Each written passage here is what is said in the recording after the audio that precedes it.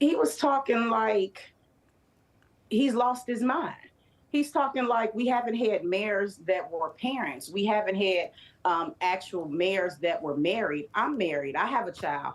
I just dropped my daughter off and ran back home to change to get on this call without combing my hair. Responsibilities aren't to be used as I'm a black man on the west side of Chicago, because I'm a black woman on the west side of Chicago who does a lot of things with the household, the family, and extracurricular activities for my daughter, and still is able to maintain organizing and doing things as a block club president, as a community activist and advocate. This mayor, see, this is CTU's mayor. CTU is running our fifth floor. They stated it, and this mayor was not ready, and this mayor needs to step down because he is not just tarnishing his legacy and his family's name. He's going to send us into a Detroit state of functioning.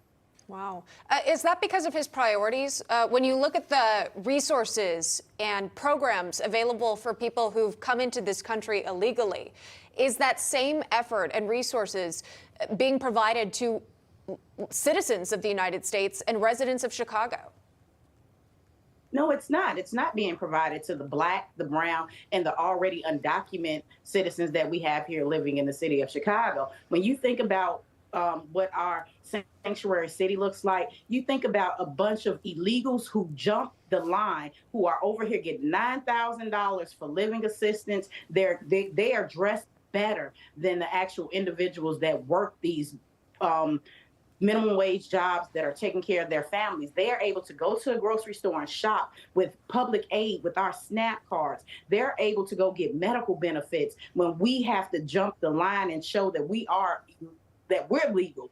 And their priorities is not our babies are constantly getting shot, or that we are getting carjacked, or that the working class no longer can afford to live in Chicago. Their priority right now is to give the money away that property tax owners is invested into our city, to beautify our city, to maintain our city, to people who have not worked a day in our country and who do not respect the Chicagoans as a whole, because we see that with the uptick in violence on their end.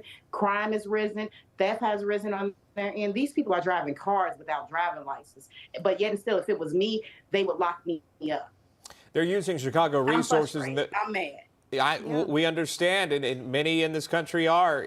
They're using resources within your city, in not being residents of the city, not paying taxes within the city and surrounding areas as well. That's given out. We've shown footage of them, again, sleeping at O'Hare and at the airports. And it's, again, continuing to grow and grow, this issue of housing migrants and caring for them, and, again, what so-called sanctuary cities. You asked for Chicago Mayor Johnson to step down. I'm just curious to know, the oust of Lori Lightfoot.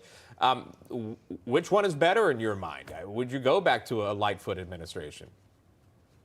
I actually circulated petitions for our Mayor Lightfoot. I did not circulate petitions for Brandon Johnson. I did not vote for Brandon Johnson.